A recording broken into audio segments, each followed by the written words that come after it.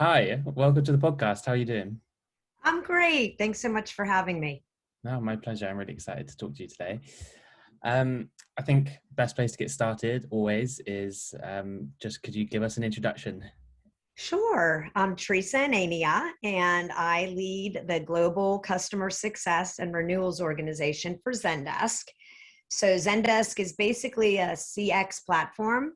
So I get to sell exactly what I do, which is provide like the most differentiated customer experience. And using our technology is just one way to do that. I joined about a year and a half ago. I came over from Autodesk, where I built customer success there for mostly the scaled business of Autodesk. And here I get to enjoy, my customers that do what I do. And I build out our practice from the very top, our enterprise motions, all the way down to our long tail. Okay, wow, it's cool. I think before we jump into the questions, because you're in such like a senior position, I feel like you probably have some great advice for everyone else looking to get to that point. Is there any advice you would give to your younger self? That Yeah, I think some of the things I did right, I would encourage others to do is building a network. I do very much enjoy, I have just a natural curiosity. I love to learn. So I genuinely build a network to learn from them and basically make advancements in this practice of customer success beyond what I could figure out for myself. So I think leveraging that network and always, nurturing it, providing just as much of a gift back to those professionals that they've given me is one like major way that I feel like my journey through my career has been helped by many others. I think the other thing is to be able to provide that self-managed work-life balance. I mean, as a female executive, which I'm sure is pretty obvious, I've had to juggle all of the demands of the workplace, but also the family. And I have 3 children. They're all not grown yet. I still have one in the house in high school. But just being able to identify for your own like limitations and aspirations, what is the right balance of ensuring that you're feeling super excited about what you're contributing in the workplace, but that you're also, able to prioritize the important things for the family. And I think by doing that over my, career, I've been able to stay in the game, never feel like one is overtaking the other. And I think it's ended up being, something that my kids all today look back on and say, it kind of made them who they are. So I feel like you, as female leaders, can have the best of both worlds. You could be a great mom, a great wife, a great family member, but still have a great career. And I think that's important, is to balance those two best you can. it's so interesting. I think I think I can only imagine how hard it would be actually to to balance both of those things, knowing how like much work can take over your life. It can. And you just have to realize that no one is going to save you from that other than yourself. Because I always tell, people I mentor that your boss or your colleagues or executives, they never know everything on your plate.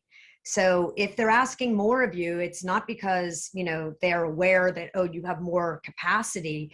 They just know you're good at what you do and you're going to always get lots more. But it's Yeah. important to like self-regulate, because no one's going to do that for you. And if you don't, I think like as you kind of mentioned, you're going to Yeah, burn out and you won't be able to do that's both. right. Yeah, perfect. Okay, so moving on to more about Zendesk and what you found. Obviously, I think our audience here is mainly heads of support and support people and customer service. Yeah, people trying to learn more about their industry. Yeah. You're in quite a unique position, I guess, being constantly in contact with lots of them. So, question: what are some like really top trends that you see in customer service right now? Like, what's top of mind for leaders in this space? Yeah, I think that, we can all recognize what we've all been through and probably still going through in many parts of the world, are going to put more demands and more expectations on customer service than probably any other part of a company's operation. So what I'm hearing is a definite acceleration to digitization.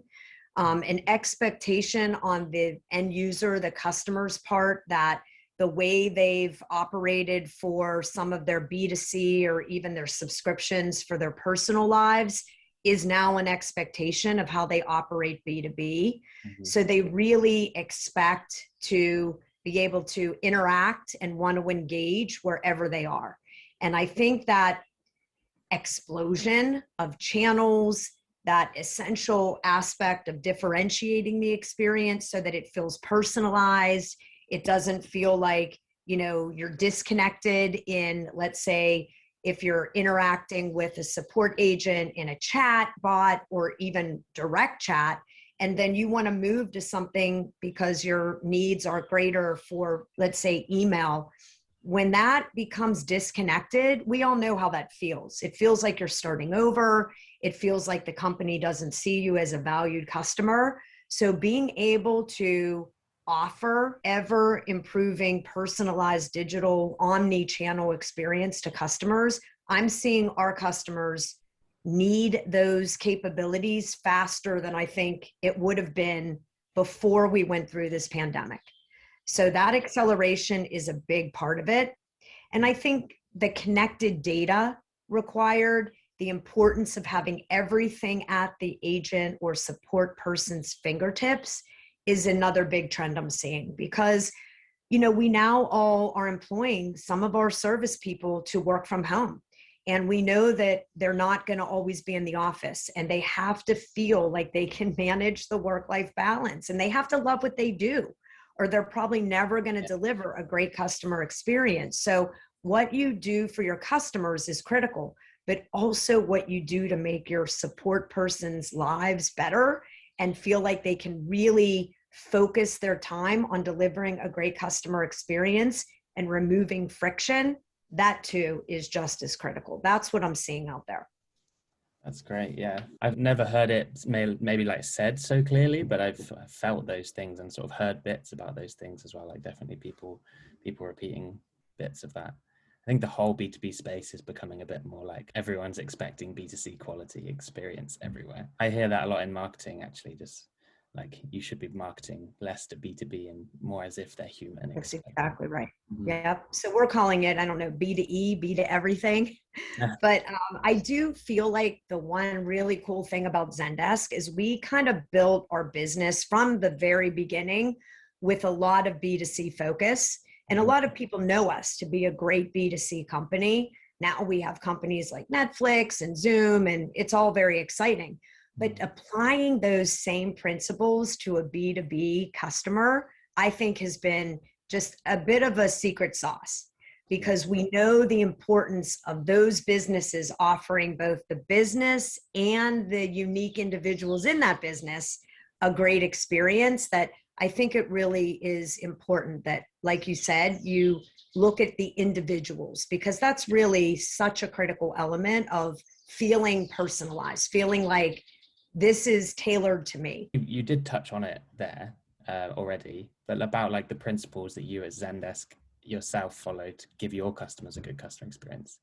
Because I know like we're in the customer service space, so we're like, we definitely need to get good customer service. And I think, yeah, you guys, I wonder if you feel the same, really, like you're all about customer experience. Right. I mean, so we definitely have learned for ourselves what great customer experience looks like and what it doesn't look like. We're still learning, right? We're not perfect. We bake all of those best practices into the way we build our solution. So a large part of it is in the tech, in that, like I always say, 80-20, 80% out of the box, what you need. And so our own support department uses our own tech. So we're constantly refining the way we've implemented, the way we can optimize the technology to match the business needs, the requirements that our customers have in getting support from Zendesk. I think the other big part of it is also recognizing that we bring to the table for our customers the thought leadership, the best practices of other great customers like them and how they have implemented. So it's not just our own experience, but it's working with so many enterprise accounts or even smaller businesses their expectations of how they want to deliver the vision of the best customer experience are all part of what my organization as the CSMs learn for delivering that to the customer, but also our support team. They're, certainly there for your questions on break fix or things that you want to know about features in the solution, but often they will take that conversation to the next level of like, how do we give you some of the best practices that we see other companies using in either our solution or in the process they've built around our solution, even in the change management. When you think about the transformation that I described, many companies are starting to think about right now for like digitization, et cetera. It's not just about the tech. It's about the process. It's about the change management, the people. So I feel that at Zendesk, what we're offering our customers is that holistic end-to-end customer experience for the quick answers, with real-time chat and or other forms of messaging, certainly email and traditional phone support. But then more importantly is like, what can the other resources from Zendesk offer that customer as well? So that's that connected experience. That's making sure that the customer success manager has the same information that support person has so that they can get the full history about that account, that customer, when they're delivering maybe an explanation about how to leverage a new product update. So really connecting up the information, making sure that every touch point when you're working with Zendesk as a customer benefits from knowing who you are, what you care about, what aspects of our tech you've implemented, maybe some aspects you haven't yet implemented and where we can help you. That's what I am leading with a lot of our cross-functional leaders that care about that customer at the center. Wow, that's cool. So interesting. I think for me, like that's a huge competitive advantage, having the best practice. If you have great customers doing innovative things that you've helped them with, to be able to share that knowledge with new customers. I think I read in your profile, like customer journey orchestration. Is that what you would call that kind of piece? Yes, like connecting up, and it might not be, perfect. Believe me, we still are figuring it out, but creating that customer 360, being able to provide that connected experience, again, using our tech, that's part of it, but using that best practice information about the process, the people part, working cross-organizationally. You have to be able to interact with that customer at all those touch points. Marketing, product, there's a lot of in-product capability that many companies activate. Your support organization, think of your customer success organization. So being able to connect that up, I know one of the big things our customers are thinking about each day is how to assure that that customer journey is more intentional, not just, reactive, and we're just waiting for the customer to contact us. So I think you can get way more proactive if you surface the right data, the right insights, and the right workflows to ensure that even handoffs between parts of your company are not so visible to the customer. Like they shouldn't have to navigate your organizational chart. They should be able to feel like, okay, this is my connection point, and all these other great resources behind the wall are being made available to that customer. But as a customer, I wouldn't have to navigate all of that. So that's what a connected experience means to me. And I think it's an essential part of how you design out a great customer experience. All those crazy things that go on behind the scene that if you're lucky as a customer, you don't even know, but it just feels smooth. That's exactly right. Exactly. Okay, so yeah, one of the other things that I wanted to ask you was about Zendesk and how, as I said before, like a lot of our listeners are probably on Zendesk. For people who have Zendesk but haven't benefited maybe from like that one-to-one interaction and coaching, like what are some ways that they can, some unusual ways maybe, or some kind of other ways that they can maximize their Zendesk usage? I probably have a few little tips and tricks. I would say, first of all, I think connecting with our broader community is absolutely a diamond in the rough, because even if you haven't had that one-on-one high touch engagement, which by the way, just call me if you need one because we're here for you.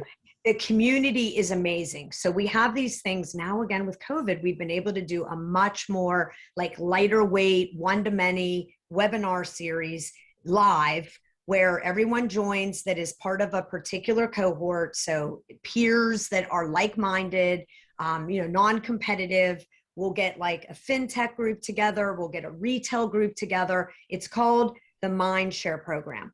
And I highly recommend it because this is where you're actually getting connected up to not just what Zendesk has to say about how to best get the full value out of our solution, but you're hearing what other customers just like you are living through day to day, either the wins they're having or some of the things that they learned along the way that therefore you can learn from. So I think that is key, and they're really easy to join.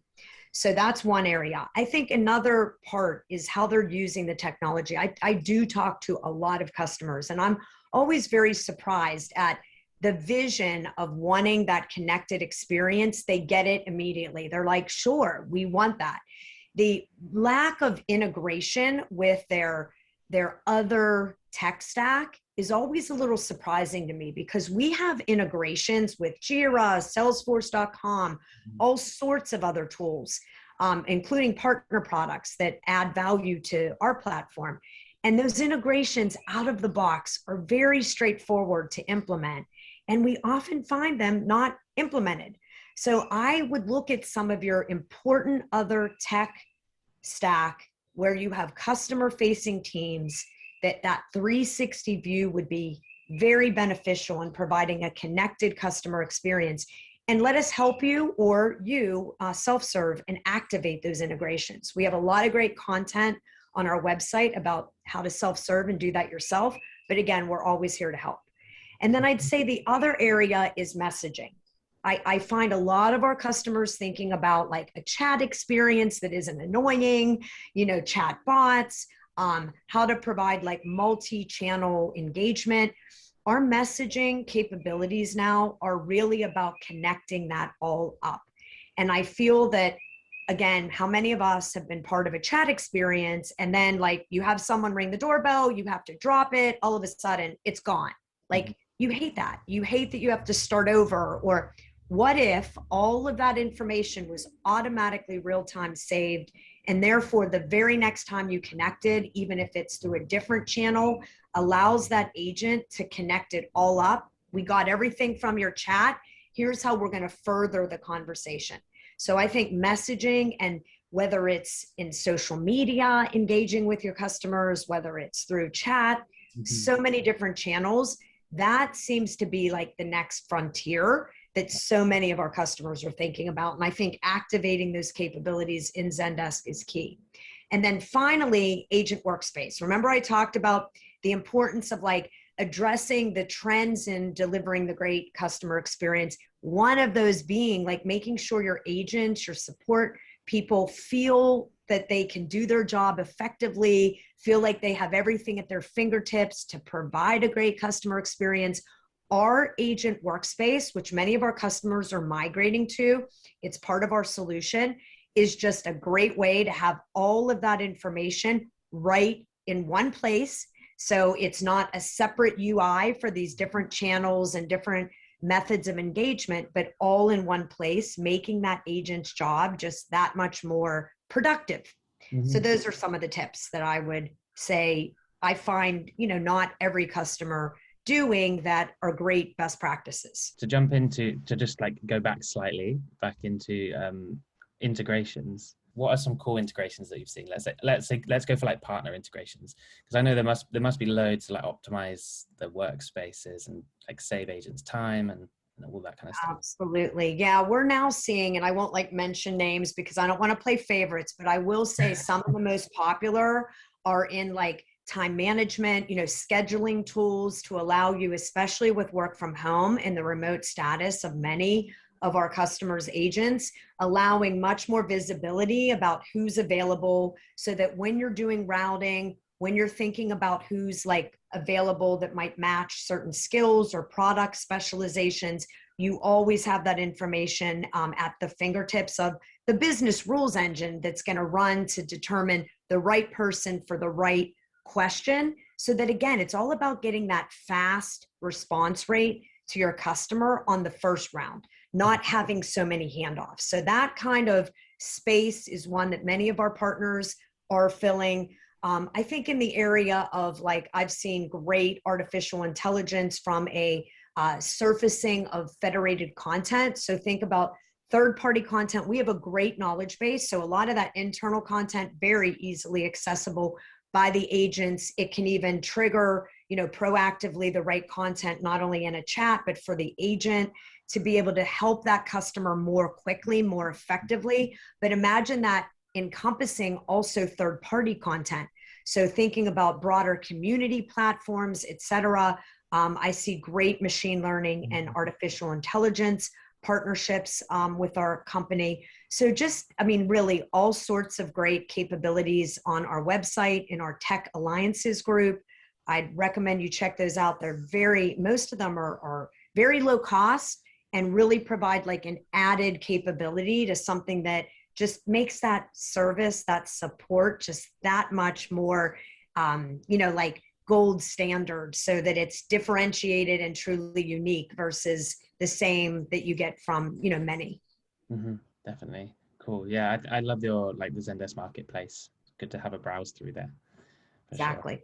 I think the only other one I wanted to ask you, I guess maybe like a nuance on the messengers, on the connecting, like, I guess from a user point of view, from a customer service director point of view, if you enable all of those different channels across, like, social media and WhatsApp and I don't know, all the new channels that you possibly have. Yes. Yeah, I guess what could be the downsides to that? Is it a good idea to just turn them all on? Well, I think you have to do it very intentionally. I think that you have to know where your users are and what matters most. And most importantly, it has to be connected, because I have seen, like, where some of our customers have learned the hard way that over indexing on, like, all chat as a quicker SLA vehicle does not meet the needs of some of their more sophisticated customers. Some of the customers that prefer email because it's more complicated, or phone because they really want to talk to a human being. So I think in the digitization, I'll say acceleration, you can't over index one channel over another. I think the more channels you open, I will say another lesson learned is you cannot assume you're taking the same demand on your support team and you're just, bifurcating it or segmenting it based on preferred channel. It usually actually opens the floodgates and you get a lot more volume as a result, which can be a bad thing if you don't think about the agent, capacity and how you're going to meet those SLAs and get back to all of your customers because the volume has increased. But it's actually a good thing, because what we find is that when you open up those channels and now, there is greater volume, it's obviously been customers that have not chosen to come through that single channel or that method that you had prior, where they just didn't feel comfortable. So I think more engagement is better, as long as on the back end you have capacity to actually activate this in a way that allows you to ensure your SLAs are going to continue to be met. I think that's an interesting point, that I can see why a lot of customer service teams want to keep volume down, but that shouldn't be at the detriment of your customers and their experience, because in the long run, that retention, like, could be really big for the company.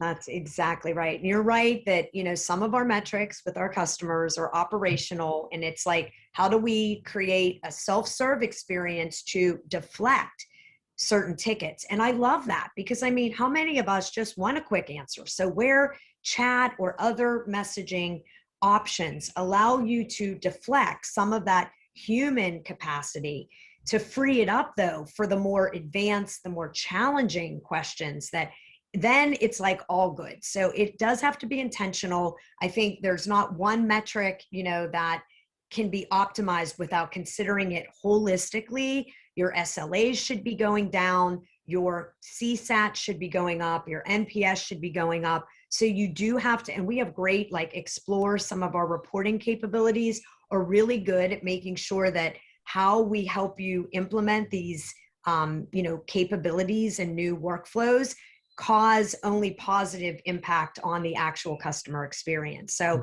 doing it intentionally, being methodical about your reporting and your measurement vehicles, I think just gets you to that optimal state where then you are getting potentially more volume, but you're using your humans for the right things, and you're leveraging digital for the things that don't require that human time. And by the way, that even makes your agents feel better about their jobs, because they're not getting the menial things, they're getting the more complicated or more advanced requests. I definitely agree. Anything that can take away like the repetitive, boring work and make customer service an enjoyable potential career option for people. Right. Exactly. Cool. Thank you so much. It's been great talking to you. Like any parting words? I would just say that, I love the whole space of designing out a great customer journey and customer experience. And I do think our technology is a big part of it, but I also think some of our best practices go well beyond that. So anytime we could be of help, I think as people and leaders out there are building out their practice, don't forget to check in with our community, and you can join that whether you're a customer or a prospective customer. So there's lots of ways to get plugged in. And I think just even the customer success space and the support space is just so now accelerated with the importance of this, post-pandemic. Now everyone really expecting all these different channels and methods of engaging with businesses they're interacting with. I think it's an exciting time to be part of this community. I really do. Definitely. I definitely agree.